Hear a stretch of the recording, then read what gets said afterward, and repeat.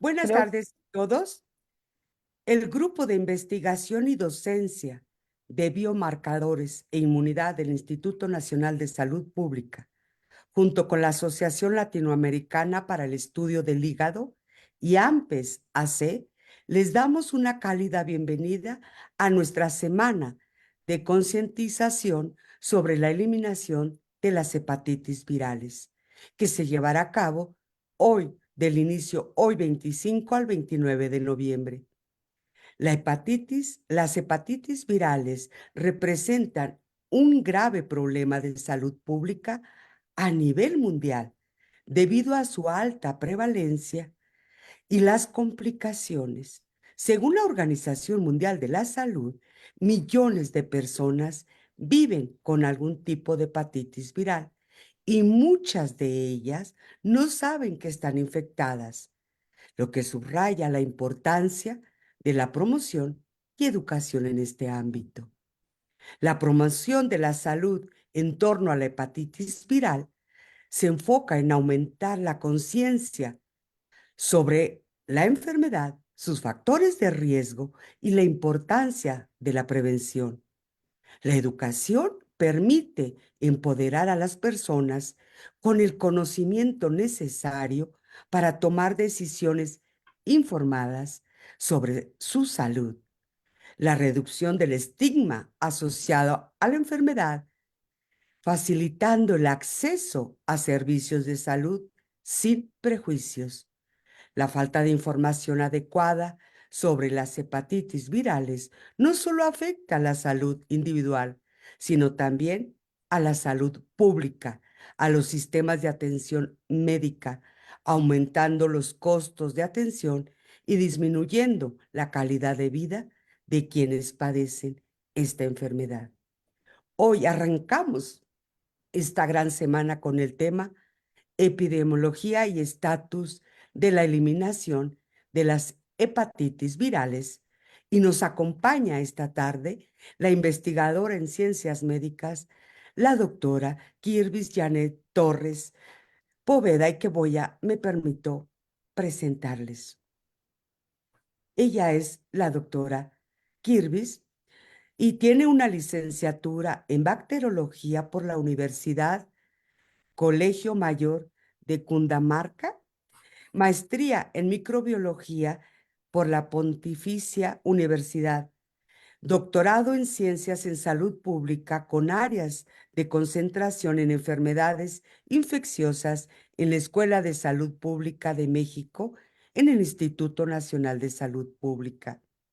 Es investigadora por México de CONACYT, Dirección de Infecciones Crónicas y Cáncer del Centro de Investigación sobre Enfermedades Infecciosas del Instituto Nacional de Salud Pública de México. Investigadora del Sistema Nacional de Investigadores Nivel 2. Su investigación dentro del Instituto Nacional de Salud Pública se ha centrado en estudios de epidemiología genética del cáncer, estudios de epidemiología de cohorte de persistencia del virus del papiloma humano, estudios mixtos en prevención y diagnóstico de infecciones de transmisión sexual, el desarrollo y evaluación de herramientas moleculares para la detección oportuna de sujetos con alta susceptibilidad a desarrollar el cáncer cervicuterino. La detección temprana de pacientes con infecciones crónicas por el virus de la hepatitis C, y ha sido investigadora principal de estudios biomédicos y clínicos en el modelo de infección por VPH en cervix. Actualmente es investigadora principal del proyecto Análisis in silico metabólico para la identificación de rutas metabólicas funcionales con la infección cervicovaginal persistentes por el virus del papiloma humano. Ha incursionado en estudios de ciencias de implementación de hepatitis C en población clave en México. Dentro de sus publicaciones cuenta con 49 artículos, 12 como primera autora, 10 originales como autora correspondiente, 27 como coautora y 7 capítulos de libros relacionados con epidemiología del cáncer del cuello uterino, prevención y diagnóstico del cáncer de cuello uterino, respuesta inmune en cáncer de cuello uterino, microbiota y cáncer y ético de vacunas contra el VPH, epidemiología de la hepatitis viral, entre otros temas relacionados con enfermedades infecciosas. Ha sido directora de tesis de doctorado en ciencias, doctorado en salud pública, maestría en ciencias, maestría en salud pública, licenciatura en biología e ingeniería en biotecnología y asesora de tesis de los mismos programas.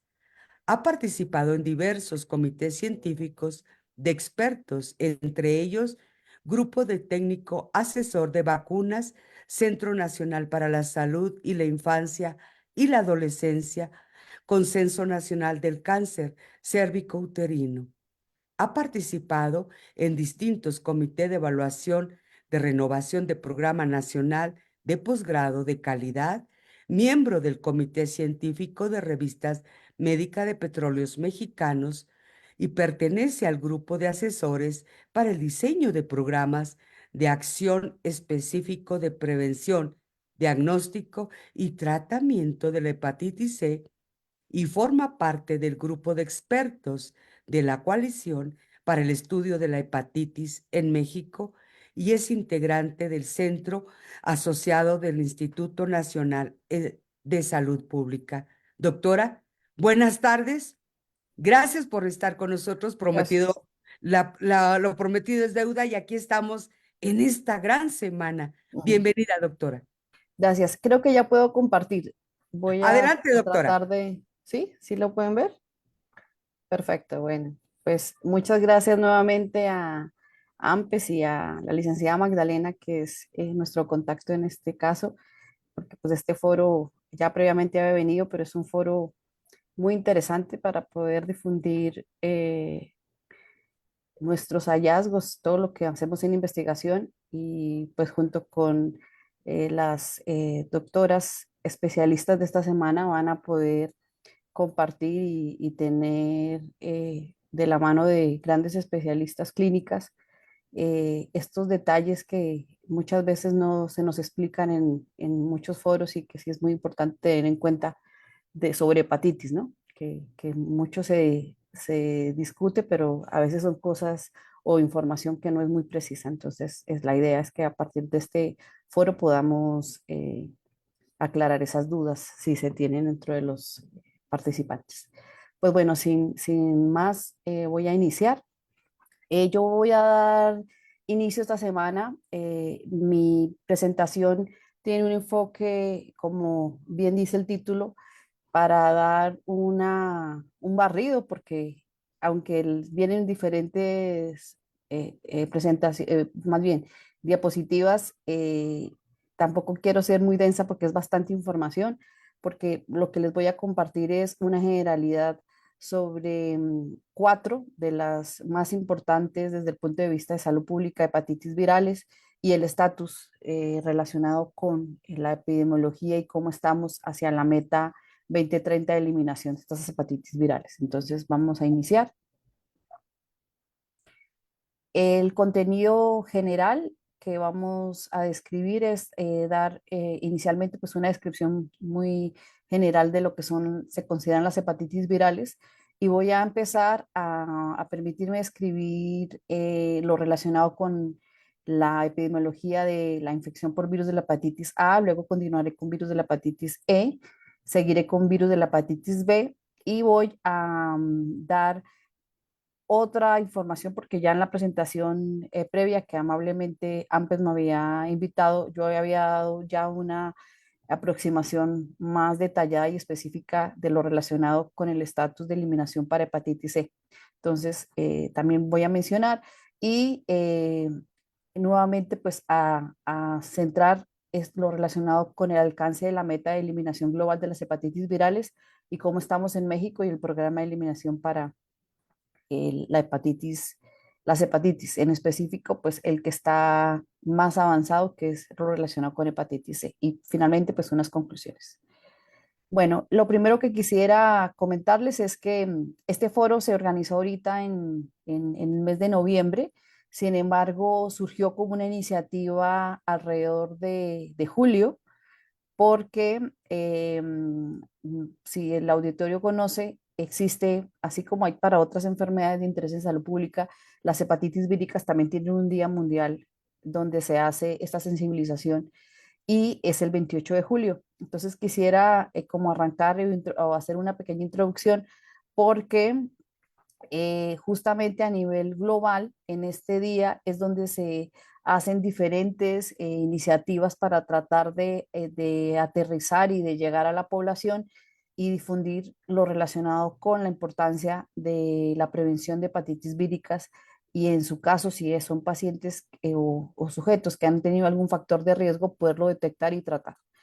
Este día se da en honor al doctor Baruch Blumberg, el cual nació un 28 de julio de 1925 y este doctor es un científico estadounidense que murió en 2011, fue el descubridor del virus de la hepatitis B y de la vacuna para prevenir justamente la infección por este virus. Y dado este hallazgo muy importante y relevante, en 1976 ganó el Premio Nobel de Medicina y algo muy interesante es que a pesar de que ya fue hacia pues, la década de los 80 donde se vino a aterrizar ya una idea clara de su investigación, fue para 1965 cuando tuvo un hallazgo muy importante que fue la detección de un antígeno que denominó como antígeno Australia, que finalmente o posteriormente fue reconocido como el antígeno de superficie del virus de hepatitis B en un aborigen de Australia. Entonces, esto dio indicio pues para empezar a conocer toda la extensa información que tenemos ya de las hepatitis. Bueno, de manera muy general, aunque obviamente las doctoras clínicas en las siguientes sesiones van a darles y a puntualizarles detalles relacionados con la manifestación clínica de esta enfermedad, sabemos muy bien y conocemos a grandes rasgos, y creo que la mayoría de la población lo tiene claro, que cuando hablamos de hepatitis hacemos referencia a un cuadro inflamatorio, ya sea agudo o crónico, del parénquima hepático. Aquí lo que quisiera comentar es que prácticamente casi el 80% de la etiología de casos de hepatitis se debe a una etiología de tipo infeccioso, y de este porcentaje del 75%, el 80% corresponde a un origen de tipo viral y asociado por lo general a una hepatopatía crónica irreversible. Un 15% se asocia a medicamentos, un 4% a cuadros relacionados con alguna alteración de la producción de la bilis por el hígado, o también se ha asociado en un 2% a enfermedades de depósito, enfermedades que tienen algún componente de desorden metabólico, y un 1% a enfermedades de tipo autoinmune. Entonces, dentro de las hepatitis virales se conocen hasta el momento algo que llamamos como los virus hepatotrópicos, o sea, es decir, que tienen un tropismo, una afinidad primaria por el hígado, por las células hepáticas, y tenemos en estos virus lo que conocemos nosotros y de lo que vamos a hablar hoy, que son el virus de hepatitis A, el virus de hepatitis B, el virus de hepatitis C, el virus de hepatitis D y el virus de hepatitis E. Por la importancia para la salud pública, me voy a centrar solamente a hepatitis A, B, C y E. También quisiera comentar que existen otros virus que también tienen afinidad por el hígado, pero que no son virus, no se consideran eh, no primarios, aquí me equivoqué porque son no primarios, y son otro tipo de infecciones virales donde puede cursar también alguna alteración del hígado, pero no necesariamente relacionada con estos virus que vamos a comentar hoy. A grandes rasgos, lo que quiero comentarles es que mucho de lo que se conoce actualmente de la morfología y de las características del genoma de cada uno de estos virus está muy relacionado con las alternativas que tenemos también para el diagnóstico y el tratamiento. Como pueden ver aquí, cada uno de los virus pertenece a diferentes familias virales y si se dan cuenta, el genoma de la mayoría es un genoma que para los que trabajamos genética o genómica se considera un genoma de tipo RNA y este tiene la dificultad o la desventaja que son virus que tienden a mutar mucho. A diferencia, por ejemplo, del virus de hepatitis B, que está, como ven acá, su genoma es DNA, el cual se considera un genoma más estable y por ende fue al primero que se le pudo hacer un diseño tecnológico y farmacéutico de vacuna. En cuanto a las características estructurales, como pueden ver aquí, el componente externo de un virus, para los que de pronto han tomado clases de virología, nosotros mencionamos que es la cápside o algunos virus tienen envoltura. En el caso, por ejemplo, de los virus que se consideran que no son oncogénicos, como ven acá el virus de hepatitis A y E, y que no generan infección crónica, son virus que se consideran desnudos, o sea, es decir, que no tienen una envoltura en su estructura, a diferencia, por ejemplo, de los virus de hepatitis B, C y D, que sí tienen características estructurales o presencia de antígenos en su superficie que les confieren justamente esta capacidad más de producir infección crónica y de tener capacidad también oncogénica. En cuanto a la transmisión, como vamos a verlo ya de manera más puntual y que en las demás presentaciones de los demás doctoras van a verlo en los siguientes días, la transmisión para el virus de hepatitis A y E se considera o se ha reportado que es fecal oral y a diferencia del virus de hepatitis B, C y D, las vías de transmisión más reportadas son las relacionadas con la vía parenteral y la vía sexual. Igual ahorita vamos a puntualizar un poco al respecto. Entonces vamos a iniciar con el virus de hepatitis A. El virus de hepatitis A, como les comenté, pertenece a la familia Picornaviridae, el género hepatovirus. Es un virus pequeño, es un virus desnudo y es icosaedrico y aquí como pueden ver en la figura, pues tiene esta eh, conformación, ¿no? Como parece una esfera. Y como les comenté, pues es un virus RNA. ¿No? ¿Qué tiene de característico? Pues, hasta ahora se ha reportado un único serotipo, tiene 7 genotipos, recordando la diferencia que hay entre estos dos conceptos, de pronto pues para que quede más claro para el foro, cuando hablamos de serotipos hacemos referencia a las diferentes características o tipificaciones que se le ha dado a un virus desde el punto de vista antigénico o serológico, y genotipos hace referencia a las diferentes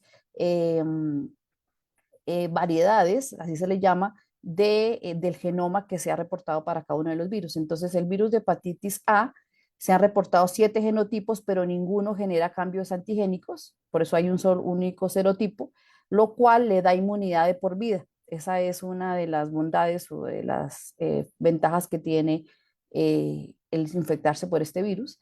Sabemos muy bien que es un virus que habita en materia fecal. Vamos a verlo ahorita un poco más desde la perspectiva epidemiológica. Igual la doctora Castro mañana les va a dar detalles más, supongo, de la patología y de las manifestaciones clínicas, pero lo que sí es importante considerar es que es un virus que es resistente al calor, a la desecación y a la cloración habitual de las aguas. Por ende, pues su transmisión puede ser relativamente fácil cuando no se tienen condiciones de salubridad adecuadas.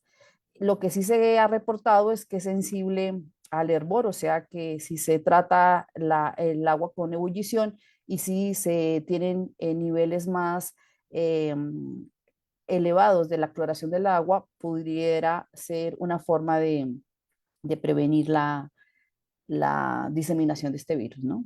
A nivel ambiental. Este virus como ven aquí en la lámina, son los investigadores, los clínicos que lo reportaron en 1900, lo descubrieron en 1973. Este es un microscopio. Entonces, a nivel de microscopía lo identificaron y este virus fue un virus que se asoció a o los reportes que se tienen datan de reportes históricos relacionados con guerras. Y la primera descripción obedece a un brote que hubo en soldados ingleses en Menorca, España. De manera muy general, porque pues el fin de esta presentación no es mencionar lo relacionado con la fisiopatología ni las manifestaciones clínicas, sí es importante pues definir la vía de cómo se disemina el virus, porque en epidemiología pues es importante para verlo como un factor de riesgo y poder ver la medida de cómo se puede contener la infección, considerar esto. Entonces, es un virus que se transmite por vía fecal oral. Su replicación, como bien dijimos, pues hay un tropismo por las células hepáticas, por los hepatocitos, y inicialmente se replica en el epitelio intestinal, y esto es importante porque la lámina que ustedes ven aquí es lo que ya se conoce de los picos de identificación de diferentes anticuerpos o inmunoglobulinas después de que inicia la infección. Se sabe que entre los 15 y 20 días posterior a la exposición al virus, se producen virus maduros, los cuales son eliminados en las heces, que es lo que se conoce con el término de burocopria, y es en este momento donde pues es altamente infectivo el sujeto que elimina el virus en las heces. Y se sabe que, dado a que hay se despierta o se inicia una respuesta inmune a expensas de linfocitos TSD8, que son los linfocitos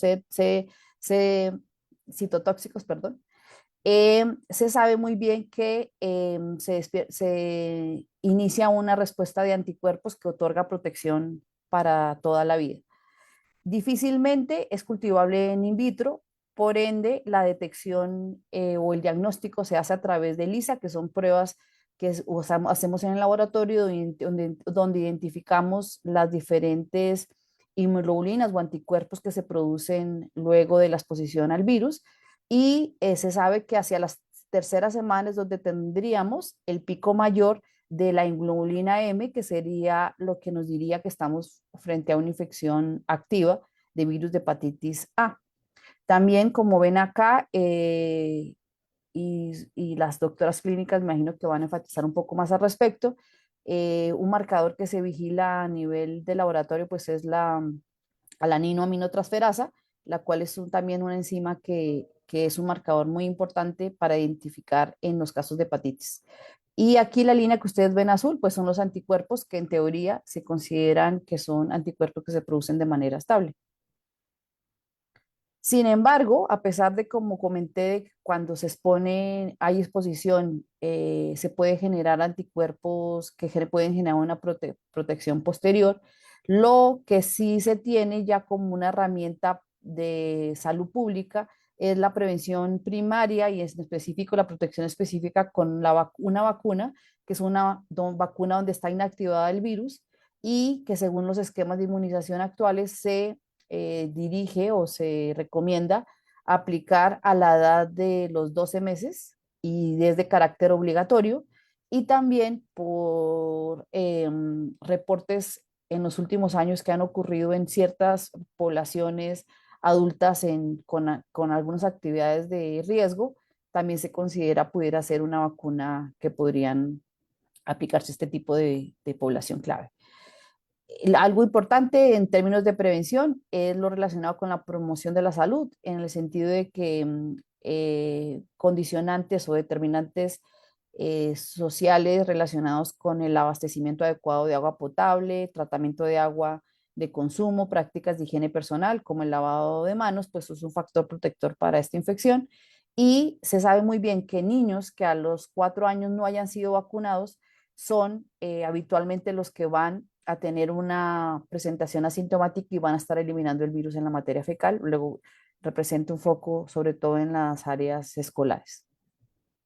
En cuanto a la epidemiología, y ya para ir cerrando con respecto a esta infección por el virus de hepatitis A, Lo importante es que la mayoría de los brotes son, en la actualidad, son brotes esporádicos de transmisión, sobre todo, como mencioné, por contagio interpersonal fecal-oral.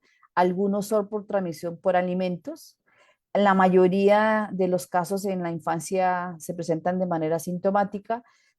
Este tipo de infección cursa con una característica más de infección aguda, pero en ciertas poblaciones donde hay algún factor de riesgo en pacientes con algún tipo de inmunosupresión, puede generar algún tipo de, se ha reportado casos de hepatitis fulminante y puede tener implicaciones importantes también cuando se asocian a otras enfermedades infecciosas, como reportes que se han dado en pacientes, por ejemplo, VIH positivos.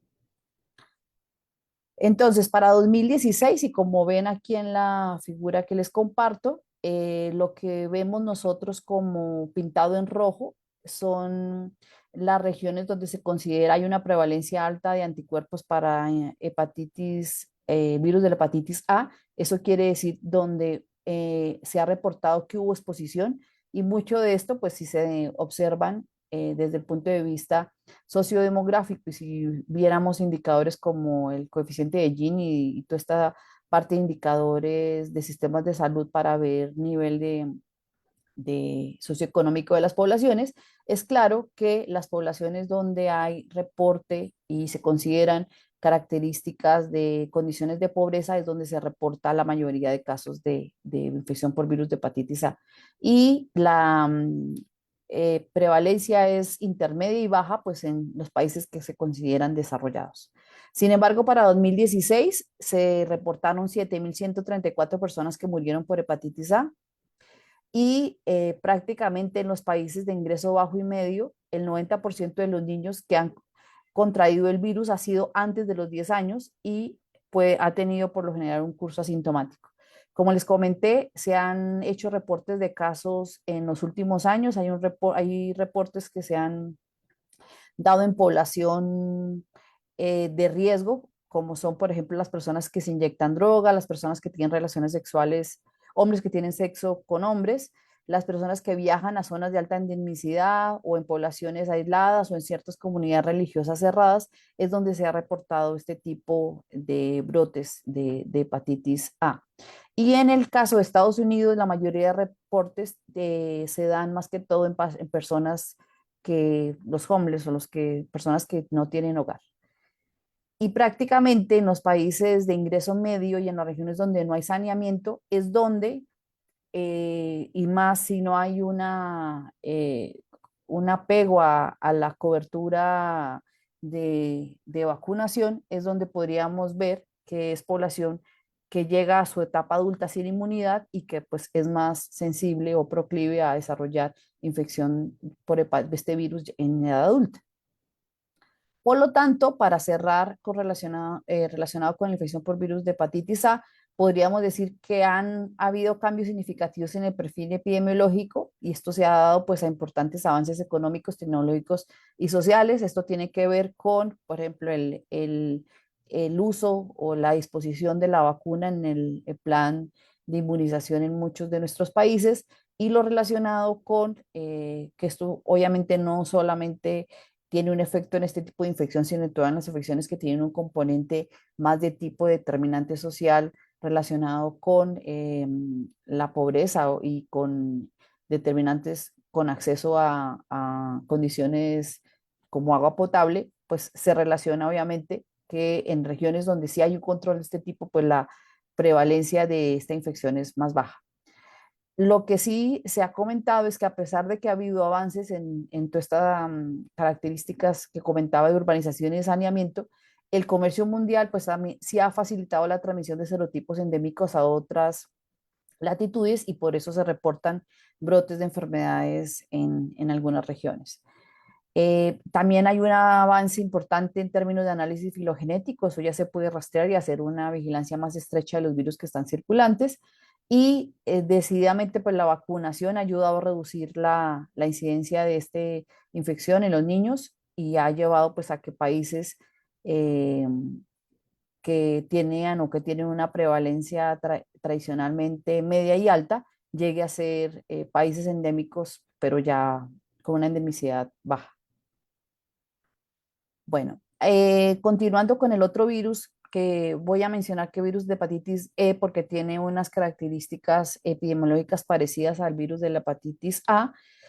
A diferencia del virus de la hepatitis A, sí tiene más genotipos, y esto pues quiero mencionarlo porque en México sí es muy importante definir esta parte, porque somos parte de la historia de lo que se conoce este virus, y ya lo voy a mencionar a continuación. Este virus fue identificado en 1984 por inmunoelectromicroscopía, y también es un virus RNA, es icosahédrico por la forma y desnudo, y tiene 4 genotipos y 24 serotipos diferentes. Estos 4 genotipos son muy importantes de definir, porque los genotipos 1 y 2 son los que se ha reportado que son de transmisión fecal oral y se circulan en humanos, y los genotipos 3 y 4 se asocian con zoonosis porcinas y pues son procedentes, o la forma de transmisión es a través de carne poco cocida, particularmente carne de cerdo.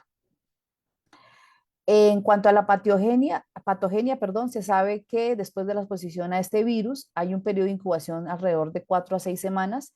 Afortunadamente es una hepatitis que cursa de manera aguda y es autolimitada, pero en personas que son trasplantadas o que tienen algún tipo de inmunosupresión, como ocurre igual con la hepatitis A, puede tener una evolución a cronicidad, y por ende se han reportado casos en mujeres embarazadas donde se han dado casos de hepatitis fulminante. El diagnóstico, al igual que con el virus de hepatitis A, se hace a través de la detección de anticuerpos a través de una técnica que se conoce con el nombre de ELISA. Y lo que sí se ha reportado es que en pacientes inmunocomprometidos la mejor forma de identificar esta infección es a través de la detección directa del genoma. Aquí, como pueden ver, también el marcador de alanina aminotransferasa se considera, y aquí lo que se identificaría pues son los títulos de anticuerpos tipo IgM contra este virus. El pico máximo, como ven acá, se da entre la primera el primero y segundo mes posinfección. Y esta, que son las hemoglobinas IgG, que como supongo han escuchado, pues son hemoglobinas de memoria que quedan después de la exposición. Pero para detección se utiliza son la detección de hemoglobinas IgM. Esta transmisión pues es importante, y como les mencionaba, para México, México forma parte de la historia de lo que se conoce en la actualidad de esta infección, porque la transmisión es fecal oral a través del agua, pero dependiendo de ciertas características sociodemográficas, sean los reportes de los tipos de factores de riesgo han cambiado. ¿A qué me refiero? En países donde hay o se consideran de ingresos bajos, o que están países en desarrollo, los mecanismos de transmisión de la infección que se han reportado tienen que ver con condiciones de saneamiento y transmisión orofecal, y en específico de los genotipos unidos que vamos a ver a continuación.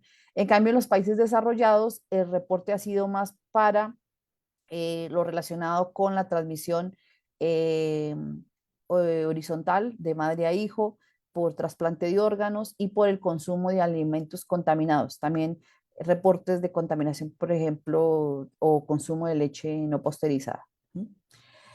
Eh, y como les comenté, a pesar de que estos son factores muy relacionados con las características sociodemográficas y tiene que ver con los países, sí hay reportes importantes de la repercusión que tiene, sobre todo en mujeres embarazadas, porque la mortalidad puede llegar hasta el 25% de los casos. Aquí quiero centrarme como en las características o diferencias que habría entre los genotipos 1 y 2 y genotipos 3 y 4. Ahorita lo vamos a ver, porque como les comenté, los genotipos 1 y 2 solo se han reportado en países en desarrollo. Su transmisión, como les mencioné, es fecal oral a través de aguas contaminadas, o sea, su vía es entérica, a diferencia de los genotipos 3 y 4 que se han reportado en países en desarrollo, y el mecanismo ha sido a través de alimentos contaminados o exposición directa también a aguas contaminadas. En este caso, pues se puede considerar como una infección de tipo zoonótico, y el humano aparece como un hospedador accidental, pero realmente la transmisión es a través del consumo, el contacto con cerdos, carne de cerdo contaminada. La distribución etaria en los genotipos unidos para estos genotipos de hepatitis E, los reportes han sido más en adolescentes y adultos jóvenes, mientras que los genotipos 3 y 4 ha sido en adultos mayores y con una mayor proporción en hombres, a diferencia de los genotipos unidos, que es de manera indistinta.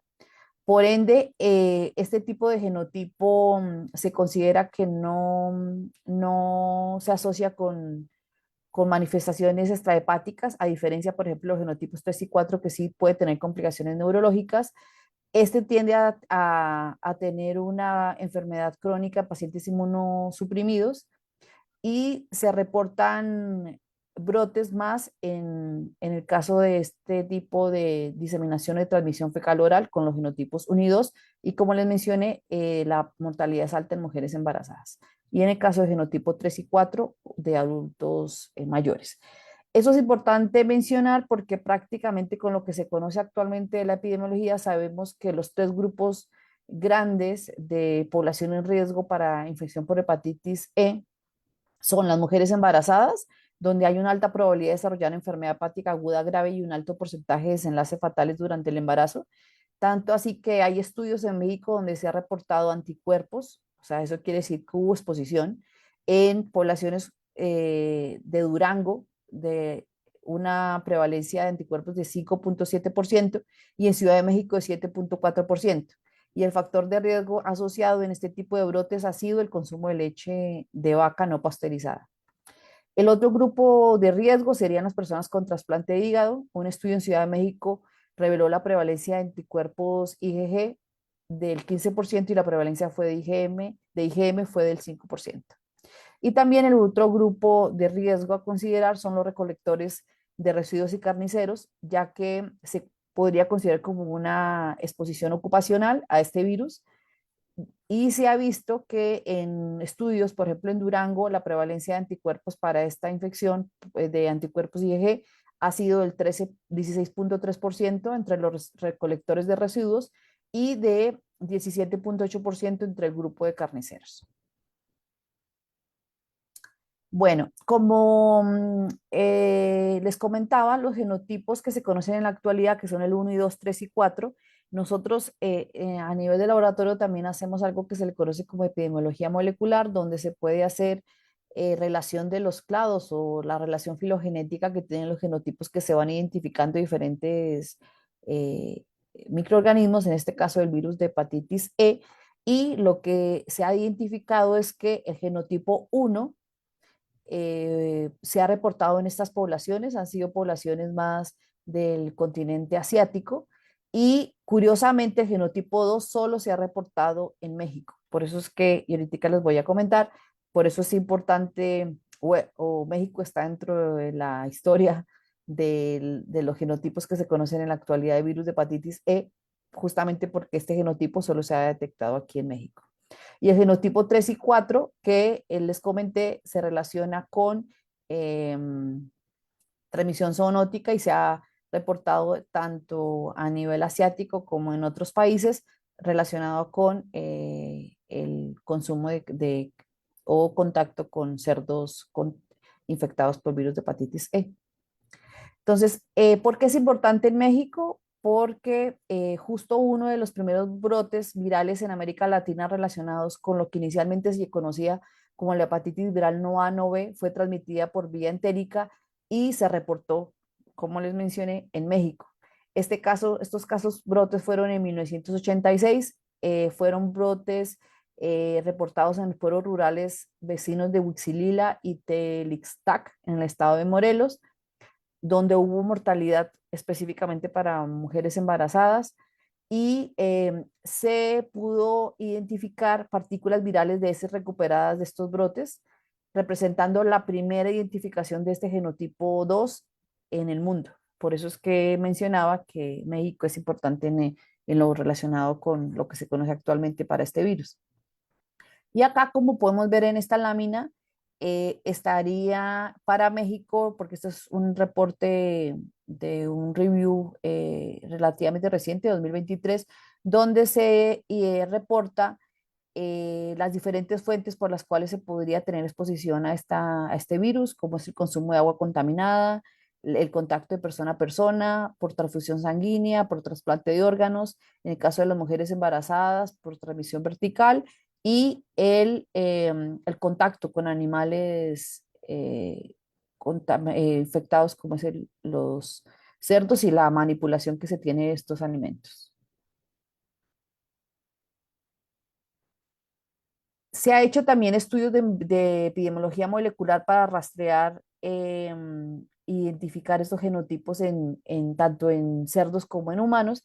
Y como pueden ver acá, está mapeado los diferentes estados donde se ha reportado la presencia de genotipos. Les mencioné que el genotipo 2 solo se ha reportado en humanos en México. Sin embargo, como ven aquí en esta última ilustración, tanto el genotipo 1 y 3 se ha reportado ya, pero en población, en población porcina. Y lo que se discute mucho en literatura y los expertos en esta área que se han dedicado durante toda su vida a estudiar hepatitis, se discute mucho en México porque a pesar de que se considera un país endémico para hepatitis E, ¿por qué no se han vuelto a presentar casos por este genotipo en el país? Entonces, mucho de esto, los expertos lo mencionan que tiene que ver con que no se realizan diagnósticos de rutina en el sistema de salud y no existen datos epidemiológicos específicos por la Secretaría de Salud, y pues falta mucho, más bien como un adelanto o una aproximación de estudios serológicos y moleculares exhaustivos que permitan identificar la presencia de este virus en personas afectadas en México. Uno de los países con mayor prevalencia a nivel de las Américas es Estados Unidos, junto a México, pero si ven acá, pues en varios países de Latinoamérica se han reportado ya diferentes genotipos, tanto a nivel humano como a nivel porcino, en estudios en Colombia, Bolivia, Argentina, en Centroamérica, en Cuba, pero la prevalencia mayor se da es en Estados Unidos. Y en México, el estudio más reciente se reportó en 2016, donde se encontró una prevalencia de anticuerpos para hepatitis E de 1,76%, específicamente en estos tres estados. Y hay un reporte interesante y alarmante porque en Durango se reportó una prevalencia de anticuerpos para el virus de hepatitis E de 36,5 y 40,7% en dos comunidades rurales. O sea, claramente este reporte de alta prevalencia de exposición al virus se da en áreas rurales más que en áreas urbanas. Y justo dado que hay una alta seroprevalencia de este virus de la hepatitis E, tanto en Estados Unidos como en México, y teniendo una frontera activa con un flujo importante de personas en ambas direcciones, sí es pertinente y es un gap que tenemos, si lo vemos desde el punto de vista de investigación, poder apoyar en lo relacionado con el seguimiento de casos para evitar pues la diseminación del virus, que muy seguramente no se ha reportado. O sea, el hecho de que no se encuentre no es porque no hay, sencillamente es porque muy probablemente no se ha buscado. Recientemente, en 2015, hubo un reporte en Reino Unido donde 721 casos graves por ingesta de salchichas fueron reportados, y aquí se encontró la cepa del virus de hepatitis E circulante y que era relacionada también a cerdos en Francia y Alemania de manera filogenética. Y puede decirse que junto a la hepatitis A, sobre todo en países desarrollados, es la primera causa de hepatitis viral aguda. Como profilaxis o la manera de protección, como mencioné, pues es contrarrestar las vías de transmisión. Entonces aquí lo más recomendable es hervir el agua de consumo, evitar el consumo de alimentos en zonas endémicas y pues que no estén debidamente desinfectadas, y en específico el consumo de carne de cerdo parcialmente cocida o, como les mencioné, hay reportes en mujeres embarazadas de consumo de leche contaminada.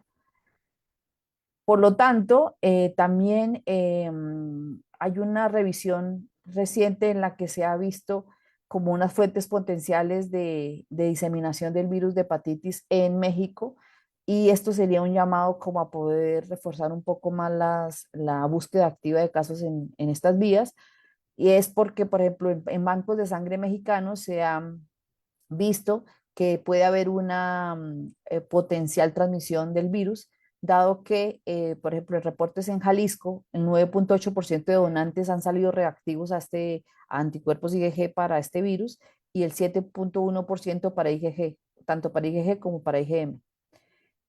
Y luego al mirar o al encontrar o a buscar el genoma del virus, se ha encontrado una tasa aproximada del 0,14%, o sea que sí pueden haber casos ahí que se están escapando.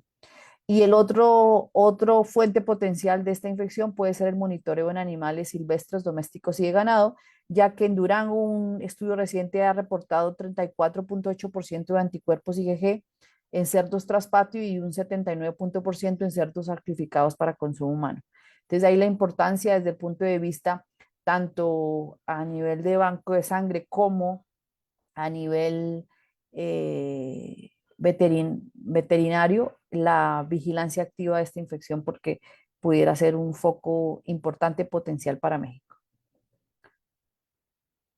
¿Las preguntas las dejamos al final o porque veo que ponen en el chat?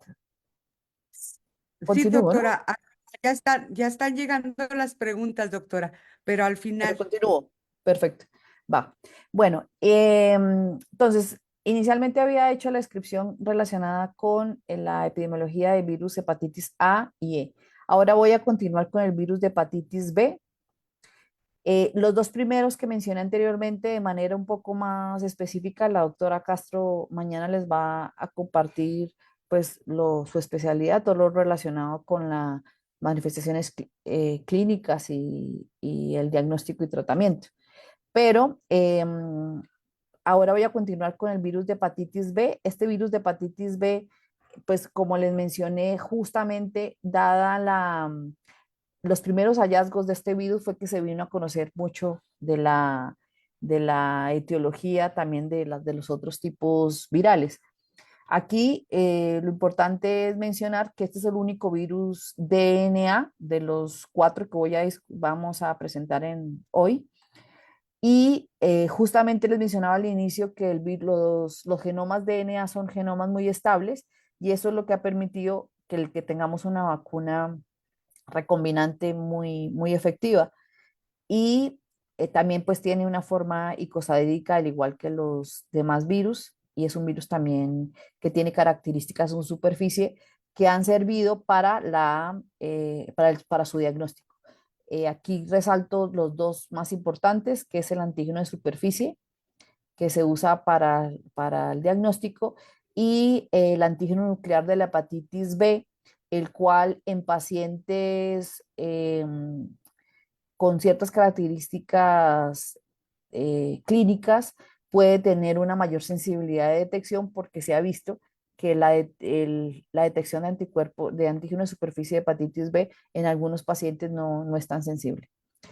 Tiene prácticamente 3 partículas virales características, algo que se le conoce como el DANE, las esferas y los filamentos, que son envolturas vacías, y hasta el momento se ha reportado 9 genotipos que van de la A a la J, y este último incluye 40 subgenotipos y un genotipo F, que es el que se ha reportado de manera más frecuente en América Latina. Estos virus son difícilmente cultivables en células, y solo pues se pueden identificar sería por técnicas avanzadas como de transfección del genoma. Aquí de manera muy general, solo quiero comentar que pues ya se han reportado diferentes vías de transmisión por la cual se puede diseminar o transmitir este virus, que es leche materna, secreciones vaginales, sangre, semen, saliva. Y acá lo importante es mencionar que la exposición al virus pues, genera obviamente una respuesta de anticuerpos, y En ciertos casos y dependiendo de las características, obviamente puede ser una infección que puede autolimitarse o que puede generar una cronicidad, que en la mayoría de los casos es lo que ocurre, ¿no? Y tiene características importantes en este mecanismo de transmisión horizontal de madre a hijo. Ahorita vamos a verlo con más detalle. Entonces, se ha reportado mucho de los mecanismos de transmisión de este virus, pero en la actualidad prácticamente se han definido como en estas tres que menciono acá. Inicialmente la primera vía que se reportó fue a través de la transfusión de sangre y como conocemos la normatividad desde 1994 ya exigía el tamizaje de las bolsas que se iban a transfundir en los pacientes y se buscaba tanto la infección por virus de hepatitis B y C. Luego, esta vía, ya a pasar de los años y en la actualidad, pues ya puede considerarse que es una vía secundaria, sin embargo, se siguen presentando casos a través de transfusión de sangre, pero no es la más importante.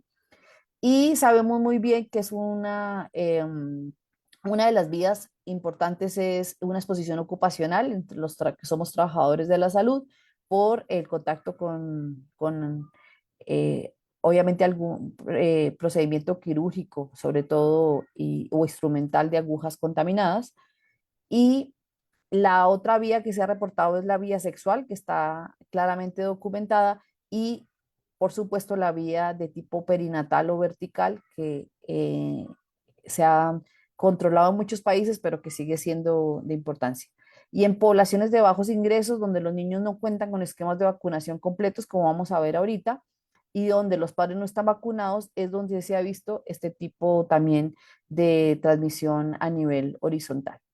La susceptibilidad que tienen los pacientes que se exponen a virus de hepatitis B para desarrollar hepatitis crónica y posteriormente cirrosis y carcinoma hepatocelular, que las doctoras van a mencionarles en días posteriores, tiene que ver mucho con lo relacionado también con alteraciones genéticas, porque se ha visto que hay características propias del virus, mutaciones que se han reportado en el genoma y también factores ambientales que están de alguna manera modulando el efecto y como tiene que ver con el consumo, por ejemplo, de tabaco, alcohol y el hecho de que haya también una coinfección por otros virus, ¿no? Como hepatitis C, D y HIV. Eso obviamente va a influir en la presentación clínica de estos pacientes y si pueden llegar a una eh, etapa crónica, ¿no?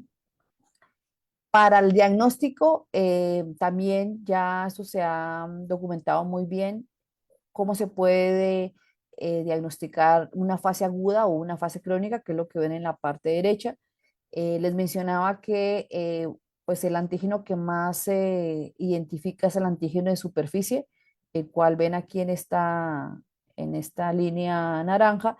Sin embargo, hay reportes que han mencionado que se recomienda en la actualidad hacer más la identificación del antígeno HBC lo que mencionaba aquí en la estructura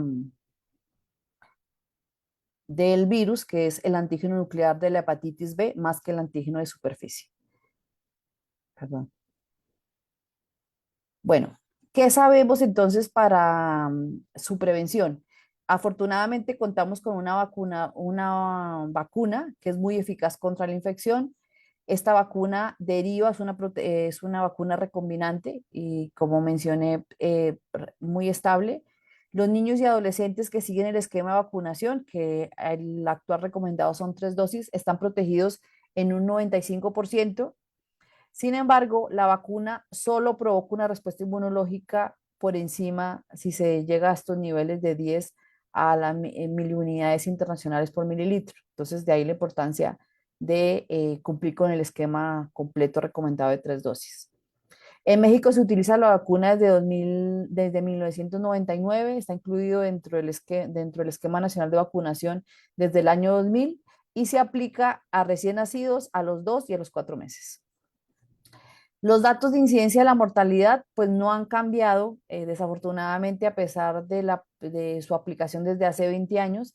Por ende, se considera, y vamos a verlo ahorita en el Global Report reciente de 2024, donde todavía hay unas ventanas de oportunidad porque pues la cobertura no es la que se esperaría y sin embargo, pues existe un porcentaje importante de población de 10 a 19 años que tienen esta determinación del antígeno de superficie positivo comparado con el 40,83% de las personas de 20 a 25 años. Lo que quiere decir que estas estadísticas muestran que al menos el 50% de jóvenes están vacunados contra el virus de hepatitis B. Entonces, todavía hay un 50% que no estaría protegido. Y obviamente en México hay algunos reportes donde se ha demostrado que hay un incumplimiento del calendario de vacunación en varias poblaciones de México, a pesar de las regulaciones que hay. Tan es así que en 2022 la encuesta nacional de salud y nutrición reportó como cobertura de vacunación entre niños de 1 a 2 años el 65,1% y el 69% para la vacuna pentavalente y hexavalente. Entonces todavía hay pues, ventanas de oportunidad que pudieran cubrirse. Esto es lo relacionado con el reporte que se tiene en la actualidad del número de casos o de la prevalencia de infección por virus de hepatitis B en diferentes regiones de la OMS en 2022. Y si vemos en la región de las Américas, no es la región con la mayor prevalencia, la región con mayor prevalencia es la región africana.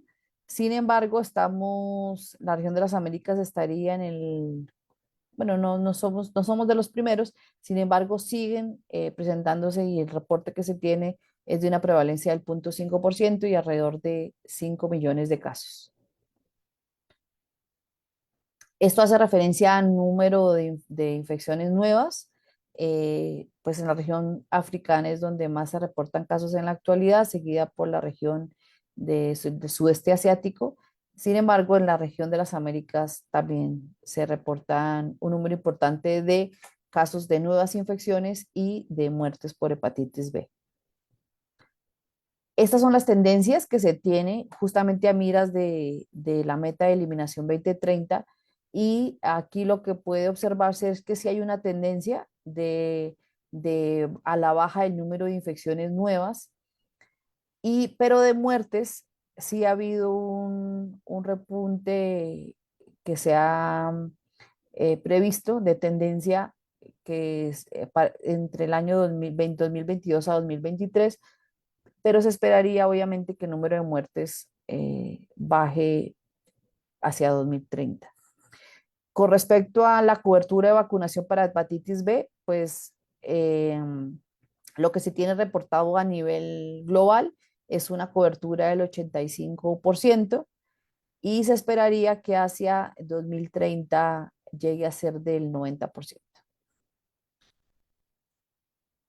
Con respecto a los países que representan la mayoría de carga mundial de la enfermedad por hepatitis B, pues México no está dentro de estos países. Si se dan cuenta, pues la mayoría es en el este asiático. Sin embargo, expertos como el doctor Naum, de una publicación que escuché, o más bien que leí hace poco, mencionan que, como ocurre en México, increíblemente sí tendría que estar por acá, pero pues si no se busca, no se va a encontrar. O sea, el hecho de que no se reporte es porque muy seguramente no se hace una búsqueda activa de los casos de hepatitis B. Este es un reporte justamente del doctor Panduro, que hizo una revisión muy interesante en 2023, donde recopila los casos positivos de 1995 a 2021 y se observan aquí pues el mapa de calor, los estados que reportan la mayoría de nuevos casos acumulados de infección por virus de hepatitis B se da sobre todo en lo que es Ciudad de México, Yucatán, Sinaloa, ¿no? Y reportándose durante este periodo del 1995 a 2021 18.846 casos. En cuanto a la tasa de incidencia acumulada por 100.000 habitantes estratificada por género y edad, la relación entre hombres y mujeres es de 4:1, o sea, los casos se dan más en hombres. Y aquí algo interesante es lo relacionado también con los factores de riesgo. Y vamos a verlo ahorita. Dado que después de que se vigila este virus en sangre, les mencionaba que el factor principal ya no es por transfusión sanguínea, pero aquí revela mucho lo relacionado con un factor de riesgo de tipo sexual, justamente porque en esta población de 25 a 44 años donde se reporta la mayoría de casos y particularmente en su mayoría en casos en hombres. Este es un reporte del porcentaje de infección por características de riesgo y les mencionaba que en población general lo que se estima, considerando justamente el periodo que se recopila en esta revisión, es del 0,46%. Y hay un reporte reciente de la Lanzanud 2018 donde mencionan que la prevalencia de infección por virus de hepatitis B en población general es del 0,51%. Ahora, si ustedes miran, y aquí está como la pirámide que va en ascenso, les mencionaba que el factor de riesgo ya de transfusión pues es mínimo porque en donantes se encuentra el 0,21%, pero si lo vemos, va progresando dependiendo de ciertas características de exposición. Por ejemplo, en trabajadores de la salud se reporta una prevalencia del 0,54%, en mujeres embarazadas de 0,65%, en trabajadoras sexuales de 0,90%, en pacientes que viven con HIV del 3,46%, en pacientes con enfermedad hepática subyacente de 5,24%, en población psiquiátrica de 5,88%, en pacientes que son sometidos a hemodiálisis de 7,24%, y algo interesante y que se reporta en esta revisión es que se han hecho estudios por ancestría genética y se ha visto que la mayoría de población, o donde se encuentra la mayoría de prevalencia de infección por virus de hepatitis B, tiene que ver mucho con la ancestría, y en efecto la población nativa mexicana, o en específico los estudios que se han hecho en población indígena, son los que han dado cuenta de la mayoría de reporte de anticuerpos para hepatitis B. Ahora, les mencionaba que existen diferentes genotipos, pero en este caso lo que quiero llamar la atención es que en México particularmente el genotipo que más se ha reportado es el genotipo H, con un porcentaje del 69,8%, y aunque se han encontrado también los demás genotipos, el más prevalente es el genotipo H. Y el genotipo, por ejemplo, G, según estos datos que exportan del NCBI, que es donde están pues todas las secuencias de los genotipos que se han reportado para virus de hepatitis B, se encuentra que este genotipo, por ejemplo, se ha asociado a ciertos población clave como los hombres que tienen sexo con hombres y las pacientes que viven con HIV. Ahora, si lo vemos por la forma como se han estratificado los estudios, pues claramente no han habido estudios en toda la República Mexicana, ¿no? En los estudios que se ha reportado ha sido particularmente, sobre todo en estados de Jalisco, Nayarit, Oaxaca y Yucatán. Algo importante y que se menciona también en esta revisión es que muchos de los factores de riesgo para hepatitis B han ido cambiando a lo largo del tiempo. Aquí mencionan estudios que van del 98 al 2021 y tiene que ver mucho con ciertas características de exposición compartidas por con el virus de hepatitis C. Y si miran, pues lo que ven abajo son los diferentes genotipos de hepatitis C, y lo que se ve claramente es que esta transición de los diferentes genotipos de hepatitis C está muy relacionada con ciertas vías de exposición, y estas vías de exposición actualmente pues también se comparten para virus de hepatitis B. O sea, lo que es, por ejemplo, exposición en cirugías, la acupuntura, el uso de tatuajes y los usuarios de drogas intravenosas. Entonces, ya como para ir cerrando para hepatitis B, México pues ha tenido una prevalencia intermedia Sin embargo, como se comentan en estas revisiones, muchos de los datos que se publican son de repositorios públicos y de hojas informativas de la OMS o de la OPS que son reportados por bancos de sangre a través de la identificación que hacen del antígeno de superficie. Sin embargo, no reflejan el grado real de exposición del virus en México. Por tanto, es importante implementar encuestas nacionales actualizadas que cubran todos los sectores de riesgo de la población, no solo dirigirse a usuarios, sí, a donantes de sangre.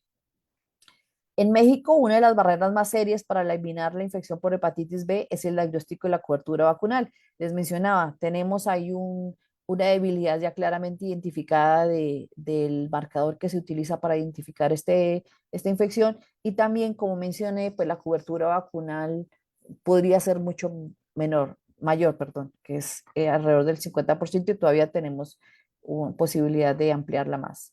Las estrategias de eliminación prácticamente han estado rezagadas, eh, a diferencia de lo que pasa con hepatitis C, y vamos a verlo a continuación, porque existe una ausencia de un sistema de vigilancia integral, un sistema de atención médica fragmentado y hay realmente una escasez de investigación porque hay unos grupos ya claramente definidos que se dedican a esto y pues debería haber eh, un poco más de homología en el tipo de la investigación que se está haciendo y involucrarlo justamente con los sistemas de vigilancia que se hacen a nivel público. Existe una tendencia a transferir datos de otras regiones, entonces, por ejemplo, esta es otra debilidad que se encuentra porque muchos de los vacíos de indicaciones de pruebas, tratamientos y medidas de prevención pues están supeditados o dependen de las características genéticas del huésped y de factores ambientales. Y esto tiene que ver mucho con el curso clínico de la infección. ¿No? Entonces, aquí sí es importante tener como muy claro que eh, falta todavía como afinar un poco esta parte de las guías de práctica clínica que se tienen a nivel mexicano.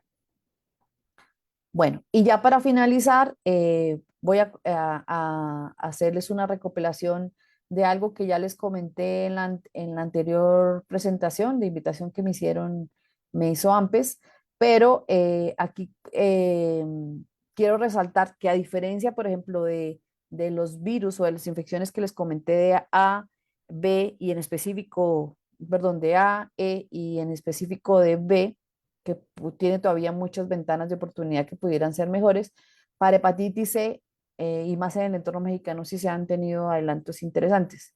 Les mencionaba, cuando hablaba de las características genómicas, este sigue siendo un virus RNA. No contamos justamente por las mismas características, no contamos aún con vacuna para el virus de hepatitis C. Es un miembro de la familia Flaviviridae, tiene una mención, es virus RNA, y algo interesante es que dentro de su estructura se cuenta con proteínas no estructurales y estructurales, y esto ha servido o ha sido de gran importancia porque prácticamente el motor para poder pensar en una eliminación a mediano plazo de hepatitis C es el uso justamente de las nuevas moléculas que se están utilizando para tratamiento de hepatitis C. Y esto se ha dado justamente conociendo toda esta estructura del genoma del virus de hepatitis C. Con respecto a la prevalencia de infección, la prevalencia a nivel global se da mayormente en la región del este de la región mediterránea y la región de las Américas, la prevalencia reportada es del 0.5% y se reportaron para 2022 alrededor de 5.300.000 casos de hepatitis B, hepatitis C, perdón. Con respecto a nuevas infecciones, lo que se estima es nuevas infecciones por hepatitis en la región de las Américas, alrededor de 176.000 y nuevos números de casos de muertes de 38.000. Sin embargo, como ven, pues sí sigue teniendo una importancia clara para poder controlar, ¿no? Y aquí, a diferencia de hepatitis B, Sí, México está entre los países que representan 2/3 de la carga mundial de hepatitis C, como lo vemos acá. Y esto fue tomado del reporte global de hepatitis de 2024, o sea, es reciente. La proporción total de infecciones para hepatitis C reportada es del 1,4% y el número de casos reportados totales para todas las edades de 678.000 casos. Aquí es lo relacionado con la distribución de los genotipos. Les mencionaba en la lámina anterior, que creo que no precisé, el virus de hepatitis C se conocen en la actualidad 6 genotipos y como observan, el que está más distribuido a nivel mundial es el genotipo 1 y en el caso de México es el que está identificado mayormente, pero en África, como pueden observar, se ha reportado el genotipo 4 y en algunas regiones, tanto de Asia como de Europa, el genotipo 3. Bueno, ya las vías de transmisión, algo les mencioné con lo del virus de hepatitis B, que se comparte con hepatitis C, que es lo relacionado con el uso de drogas inyectables, transfusiones sanguíneas y la exposición que se tiene a través de trasplante hepático, la vía sexual, que está, pues se ha documentado, pero que no está, hay como ciertas discrepancias en literatura, y la vía a través de la transmisión horizontal de madre a hijo. Obviamente los factores de riesgo relacionados pues tienen que ver con mala técnica de esterilización. En el caso, por ejemplo, ocupacional, se ha visto mucho en reportes en pacientes o intervenciones médicas odontológicas, malas prácticas clínicas y también reportes en los últimos años de exposición a través de tatuajes y del uso de piercing. Se sabe muy bien que existen obviamente poblaciones clave o poblaciones que se consideran de riesgo, como son en primera instancia la mayoría de infección por hepatitis C, de infecciones por hepatitis C se está concentrando en la actualidad en personas que usan drogas. Seguirían las personas que viven con VIH, los que tienen antecedentes de tatuajes, quienes hayan recibido algún tipo de hemoderivado antes de que se identificara en 1994 en el caso de México y que hayan recibido transfusión justamente antes de 1994, en los trabajadores de salud y como por último el grupo de niños nacidos con madres eh, con infección por hepatitis C positivas. Este es un estudio de seroprevalencia que se hizo en nuestro instituto, donde se identificó en 2011 la seroprevalencia de 1,5%. Si se dan cuenta, obviamente a medida que han surgido más estudios, pues esta seroprevalencia se ha disminuido un poco más, pero desde ese año se tenía muy claro que cerca del 50% de esta población que tenía anticuerpos para hepatitis C iba a salir con infección activa por el virus. Las técnicas para identificarlo, en este caso ya se tiene claramente definido, hay técnicas serológicas, hay unas técnicas que se pueden hacer como pruebas rápidas, que supongo que ustedes en algún momento han visto que dentro de las campañas, tanto en centros comerciales como en ciertos foros públicos, se sensibiliza y se invita a que se puedan hacer estas pruebas rápidas como una manera de identificar casos activos, una búsqueda activa y después se tiene que hacer pruebas presuntivas, que son ya para detección justamente de los anticuerpos y pruebas complementarias como el Western blot. En este caso, pues las pruebas confirmatorias pues son las pruebas moleculares donde podemos identificar ya el genoma del virus y obviamente su genotipo y también identificar la carga viral. Como mencionaban en la primera parte de mi presentación, desde hace unos años eh, hubo una iniciativa de generar esta parte de coalición para el estudio de la hepatitis C, donde participaron varios expertos de diferentes instituciones de México y donde se sentó una postura justamente para poder desarrollar el Programa Nacional para Detección, Tratamiento Oportuno y Seguimiento de Hepatitis C, que en la actualidad pues se está desarrollando por el actual gobierno. Y se propusieron diferentes indicadores de programas básicos que se consideraron para lo que se conoce actualmente, que es como aterrizar a primer nivel de atención y ver esta parte de oportunidades perdidas, vigilancia epidemiológica sindémica, tratar de mejorar la detección y diagnóstico oportuno, dar un tratamiento oportuno, que los medicamentos sean gratuitos, que se haga mucho más investigación, evaluación y capacitación y que se actualicen obviamente las guías clínicas. Esto del reporte global de hepatitis es sencillamente una cronología a través del tiempo de cómo se han ido desarrollando y dándose la más importancia. Desde 2010 se empieza ya a definir esta parte del Día Mundial para, para las hepatitis y se han ido desarrollando ciertas estrategias para llegar finalmente a 2020, donde se propone o más bien se tiende a declarar de manera ya como una meta para 2030 que el 90% de las personas sean diagnosticadas y que el 80% de las personas con hepatitis C sean tratadas. ¿Qué se tiene hasta el momento? Este es un reporte justamente de cómo está la carga, ay, perdón, es que aquí no puedo ver, de cómo está la carga de enfermedad, cobertura de servicios y acciones prioritarias para impulsar un enfoque de salud pública en países prioritarios. Y como pueden ver, hay información para Brasil, Colombia, México y Perú. En este caso, lo que se observa es para hepatitis B. Sin embargo, hay, como les mencionaba, todavía ventanas de oportunidad porque, pues bueno, estos son los casos nuevos reportados, casos de muertes.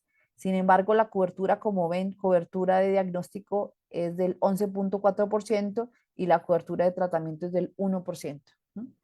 Y para el caso de hepatitis C, la cobertura de diagnóstico es del 16% y la cobertura de tratamiento es del 4%.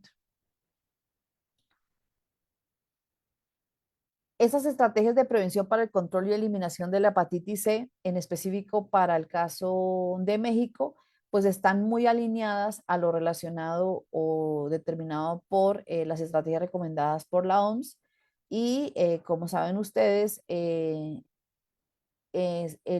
gobierno en 2020 proclamó o declaró este programa nacional de eliminación de hepatitis C que estaba muy alineado a ciertas estrategias que recomendaba la OMS.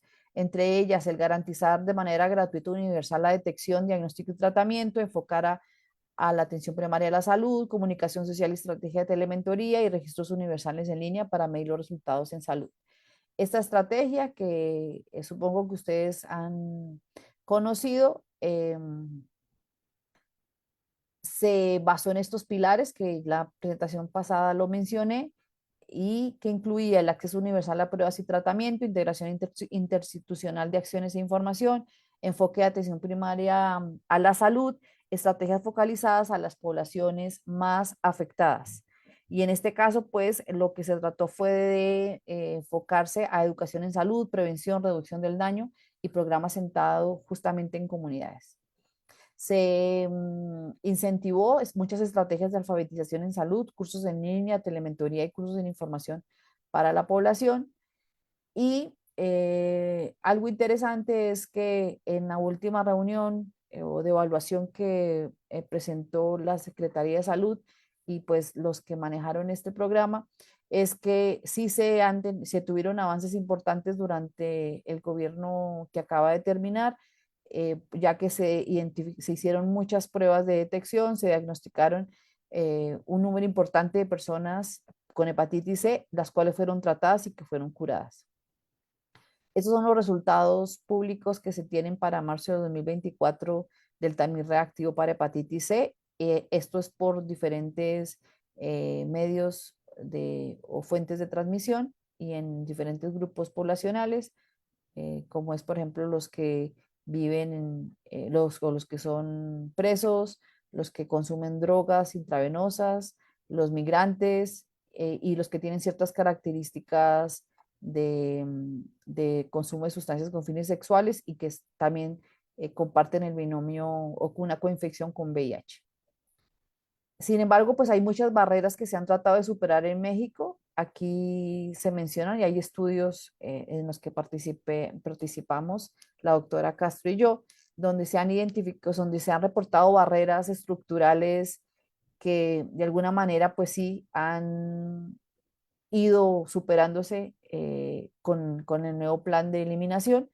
Y algo importante, y ya como para ir cerrando, es que en efecto sí es posible eliminar la hepatitis C, justamente porque el ser humano es el único reservorio, se cuenta con un diagnóstico accesible y los tratamientos pues tienen actualmente, que eso lo van a comentar las doctoras expertas clínicas, tienen una alta tasa de curación, o sea que si alcanza la meta de detectarse los casos, muy seguramente si se tratan van a ser casos eh, de curación exitosos. En México, entonces, en general, pues se tiene claramente un compromiso político con el desarrollo del programa nacional, donde se ha hecho pues una creación de registro de casos y se ha monitoreado el desempeño del programa. El enfoque pues está dirigido a atención primaria de la salud, la transferencia de la tarea de diagnóstico y tratamiento se ha definido a médicos generales a través de la detección temprana de casos, dejando a aquellos con fibrosis y con cirrosis o con complicaciones ya a los centros especializados. La implementación de redes de telementoría y programa de capacitación en línea pues ha permitido facilitar la implementación en todo el país y el programa prácticamente en México se considera de alguna manera como un pilar para el Sistema Nacional de Vigilancia dedicado justamente a monitorear a estos pacientes y que puedan acceder a tratamiento y no dejar de un lado, pues obviamente, toda esta parte de la investigación donde podemos participar nosotros, de las barreras que pudieran estar estando presentes todavía para la implementación exitosa del programa. Sin embargo, pues muchas instituciones están ganando compromiso en esta parte y tanto es así que ya, aquí quería mencionar, existe un análisis territorial con este enfoque de sindemias y esto pues ya claramente en todos los estados ya se tiene un compromiso importante. En la reunión justamente de presentación de los resultados de este programa se vio claramente el compromiso de los titulares o de los secretarios de salud de cada estado y cómo sí están teniendo un compromiso importante para el programa. Y hay que resaltar que para el reporte global de hepatitis, México lo tienen como un pilar de reconocimiento de lo que ha hecho hasta el momento, donde enfatizan, por ejemplo, que se ha identificado barreras de acceso a las pruebas, se ha reconocido más bien las barreras de acceso a las pruebas y tratamiento de hepatitis C. Se menciona justamente que México ha iniciado un programa nacional de eliminación de hepatitis C en 2020, donde proporciona acceso universal y gratuito a los servicios de hepatitis C, que se ha hecho a través de una estrategia nacional innovadora de adquisiciones para permitir la reducción del precio justamente de estas nuevas moléculas, con un esfuerzo a la eficiencia de usos de recursos, que lo ha hecho a través de un enfoque de atención primaria de la salud, considerando estrategias de comunicación de telementoría y creación de un registro de pacientes en línea, que ha identificado grupos de población y que prácticamente con ayuda de líderes comunitarios se ha hecho esta implementación del programa de manera más activa. Mencionan datos, obviamente, de cómo se ha triplicado el número de pacientes o de sujetos diagnosticados y cómo pues se requiere para la sostenibilidad de este programa de inversión inicial en diagnóstico y tratamiento de hepatitis C, que es lo que asumo que este nuevo gobierno o el de transición va a hacer. Y la idea es que se pueda lograr un costo neto cero para el gobierno extendiendo justamente el acuerdo de adquisición hasta 2035 o reduciendo aún más el costo del tratamiento de hepatitis C. Y esto obviamente lo haría de manera coordinada con grupos de población, enfocándolo a grupos de población prioritarios. Bueno, y ya para cerrar, no me quiero extender más, pues este es el lema que se viene diciendo en el foro, el informe global de hepatitis, el de prevenir, diagnosticar y tratar, ¿no? Y por eso el lema nacional del programa es hora de actuar.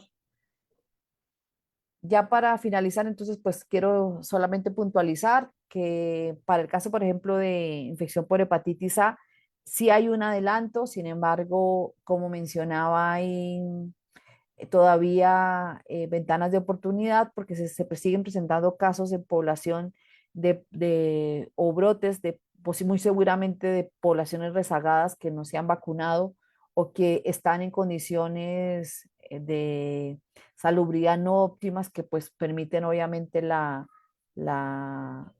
transmisión del virus. Y para el caso de infección por el virus de hepatitis E, es algo muy parecido en el sentido de que eh, pues mientras persista esta cuestión de condiciones socioeconómicas no muy adecuadas, pues va a haber un riesgo inminente de propagación del virus, pero aquí en hepatitis E sí claramente se identifica mucho esta cuestión de la subestimación. Muy seguramente hay una falta de monitoreo efectivo de la infección, porque como les mencionaba, es muy raro que siendo el genotipo 2 reportado en México no se hayan reportado más casos. Y pues se requiere obviamente educación de los profesionales de salud, y esta es una vía en la que pudiera darse eso, de sensibilización de esta infección, para poder hacer un diagnóstico adecuado que no se ha implementado en México y que reirá obviamente el trabajo en equipo con el gobierno, con investigadores y con especialistas. En el caso de hepatitis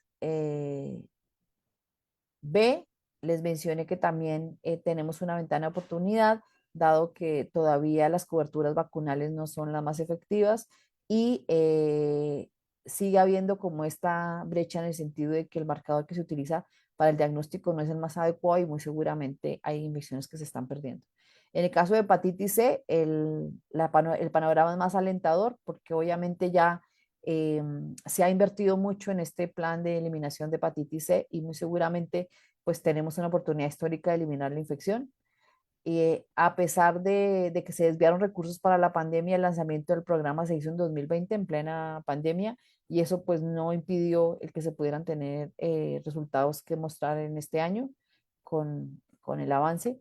Y pues la eliminación de hepatitis C prácticamente es un compromiso nacional que se ha visto justamente claramente en el programa de eliminación que está en curso y definitivamente este enfoque de dirigirlo hacia la microeliminación o hacia la población clave será la forma más efectiva para poder tener datos más tangibles del control de la infección en México. Bueno, espero que haya sido de su agrado y si tienen dudas, pues adelante. Muchísimas gracias, doctora. ¿No tendrá por ahí su correo electrónico, por Ah, favor? por supuesto, sí, sí, Si sí. es tan amable. Aquí a los que nos acompañan en nuestra sala de Zoom, si tienen alguna pregunta o comentario para la doctora, levanten su mano y les abrimos el micrófono.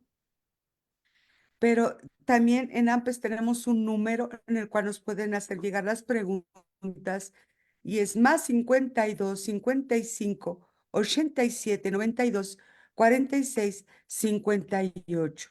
Y doctora, vamos a empezar con algunas preguntas que nos están dejando aquí en Zoom, más otras que nos han estado llegando. ¿Mm? Em, vamos a, exactamente aquí viene una pregunta que dice, ¿qué cambios en las normativas se han emitido en México para llegar a las metas de disminución en enfermedades hepáticas? Bueno, el cambio normativo no necesariamente es, digamos, se hace a la velocidad que se quisiera, ¿no? Porque hoy les mencionaba que hay muchos gaps de oportunidad todavía de mejora de las guías de práctica clínica, por ejemplo, que es algo que se discute, se ha discutido mucho en los foros especializados. Eh, y el cambio más importante que ha habido es porque se ha adaptado la política pública para, en el caso, por ejemplo, de hepatitis C, poder tener disposición de todos los dispositivos médicos que se conocen en la actualidad para el diagnóstico y el tratamiento, que es lo relacionado, por ejemplo, con facilitar todos estos dispositivos médicos o biomédicos para detección, y en el caso de las moléculas que se usan para tratamiento de hepatitis C, poder contar con ellos sin ningún tipo de barreras de acceso como si se tenían anteriormente. Entonces esa normatividad es la que se ha mejorado mucho. Muchísimas gracias. Doctora, vamos a dar lectura de algunas de las preguntas que han dejado aquí en la sala de Zoom. Y dice Daisy Mesa, ¿cuál sería el manejo de las distintas hepatitis en gestantes? El manejo ya, creo yo, de manera muy particular, supongo las doctoras clínicas se los van a mencionar, pero claramente es una población en riesgo, como mencionábamos, tanto para las que se consideran no tienen un componente crónico, como pasa con el virus de hepatitis A y E, porque se ha visto casos de hepatitis fulminante, y en el caso de hepatitis B y C, claramente sí se considera una población de riesgo por la transmisión horizontal. Pero las guías de manejo, eso sí, creo yo que las expertas son las que podrían o les van a dar información muy precisa al respecto del manejo en este grupo poblacional. Muchas gracias, doctora. Aquí Xiaomi dice, excelente tema, felicidades. Saludos desde Michoacán. Vivian dice, ¿podría considerar también la población de riesgo, recolectores, pero para el BHA? Ok, lo de la exposición. Pues en el caso del virus de hepatitis E, que es donde ha habido esta exposición, se han documentado más porque se ha encontrado, se ha rastreado por epidemiología molecular los genotipos en carnes de cerdo. Entonces, los manipuladores, por eso se considera una exposición ocupacional, los manipuladores por este contacto pueden tener posibilidad de infectarse. En el caso de hepatitis A, como el medio reportado es más por contacto de aguas no salubres, o sea, o de aguas, contacto de aguas contaminadas, pensaría que para ese grupo que en específico que decía agricultores, ¿era? Sí, Recolectores, recolectores. Sí, supongo que hace referencia de agricultura, ¿no? sí, Sí, esperamos que sí, que sí. así sea, Vivian. Vivian, que nos haga la corrección, que está aquí en nuestra sala de Zoom. Y aquí está una muy similar, dice Daisy Mesa. ¿Está contraindicada la lactancia materna en hepatitis B, C y D? Pues justamente en el instituto hay un grupo especializado de toda esta parte nutricional poblacional y de fomento de la lactancia, y a salvedad de que las clínicas lo digan de una manera más puntualizada en las siguientes presentaciones, creo que no es una forma de prohibir, o sea, la lactancia, el uso de la lactancia siempre como política pública prima por encima del riesgo que en teoría se tiene. Creo que es mínimo. Gracias, doctora. Aquí una pregunta más. Shanti dice, cuando a una persona le da hepatitis B, ¿ya no puede donar sangre? Pues justamente ya es un criterio para no ser donante. ¿No? ¿Ok? Una más. La hepatitis Xiaomi dice, la hepatitis B también causa inmunidad contra las enfermedades. Saludos. Supongo que hace referencia contra esa infección en específico. Es decir, la infección per se no genera inmunidad, o sea, al haber estado expuesto. Creo yo que la exposición, como pasa en muchas otras enfermedades donde hay vacuna también, la protección es mucho mayor con anticuerpos neutralizantes que se generan a través de vacunación. En el caso de hepatitis B, por eso es recomendable en todos los grupos poblacionales de riesgo que se vacunen. En este caso, el plan de inmunización incluye en las primeras etapas en los niños, pero en caso, por ejemplo, de nosotros que somos población o personal de salud, también se recomienda por exposición ocupacional el tener el esquema completo de hepatitis B. Muchas gracias, doctora. Una más. Xiomi dice, ¿la vacuna es necesaria volver a aplicar a los adolescentes a partir de los 12 años de edad o crea la inmunidad suficiente cuando son vacunados a los 2, 4, 6 meses y 18 meses con vacuna hexavalente? La La pregunta vacuna, es referente a la hepatitis B. sí. No, la vacuna y la respuesta de anticuerpos que se ha documentado es muy estable. No sería necesario. Solo que, por ejemplo, en poblaciones, digamos ya en etapa de adultos jóvenes, donde no hay garantía de que se hayan vacunado de niños, sí es recomendable si hay un factor de riesgo vacunarse. Doctora, son muchísimas más. Voy a dar lectura para ir cerrando. Eh, Todas las hepatitis virales es de transfusión sexual también.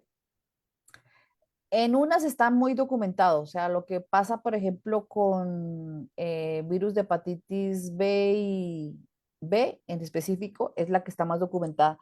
En hepatitis C se considera una posible vía de transmisión, sin embargo, hay literatura que contradice esta evidencia, ¿no? En el caso de hepatitis A, hay algo, eh, digamos que también falta de evidencia porque se ha reportado casos en hombres que tienen sexo con hombres, caso de hepatitis A, pero esto está más relacionado con las prácticas de exposición oral, o sea, pero no necesariamente es que sea un grupo poblacional de riesgo, ¿no? Pero en específico, esa vía está más documentada, es para hepatitis B.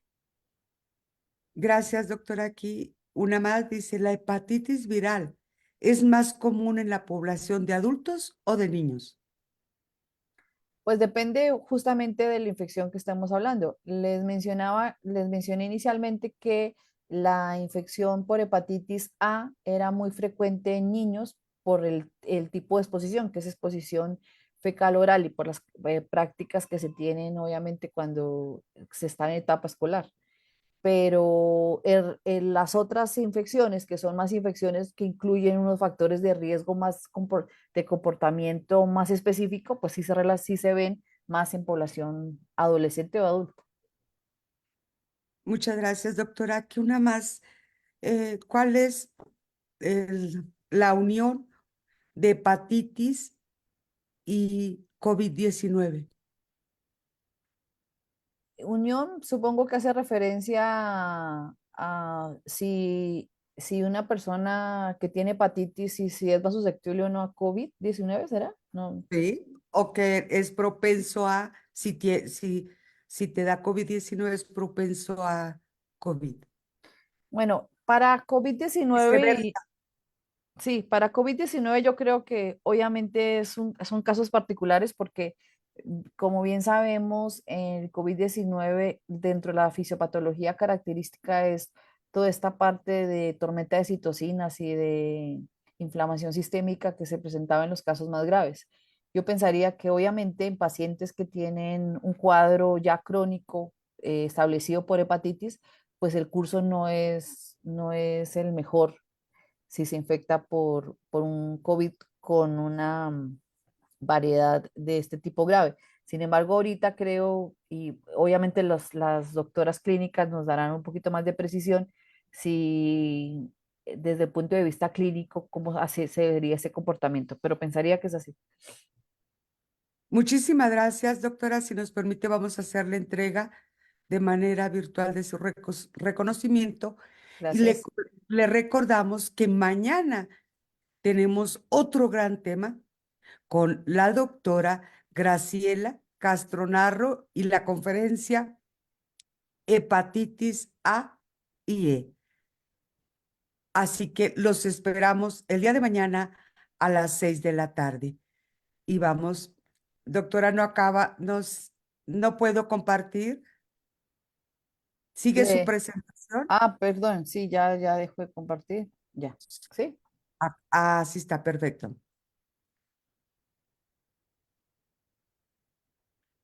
Muy bien, doctora, muchísimas gracias. Y la Asociación Nacional de Promotores y Educadores para la Salud AC otorga el presente reconocimiento a la doctora Kirvis Torres Poveda, investigadora en ciencias médicas, por su excelente participación en la conferencia Epidemiología y estatus de la eliminación de las hepatitis virales en nuestra semana de concientización sobre la eliminación de las hepatitis virales en su modalidad virtual hoy desde la Ciudad de México, 25 de noviembre del 2024, y firma la licenciada Nayeli del Carmen Delgado de la Cruz, vocal de esta mesa directiva, y su servidora.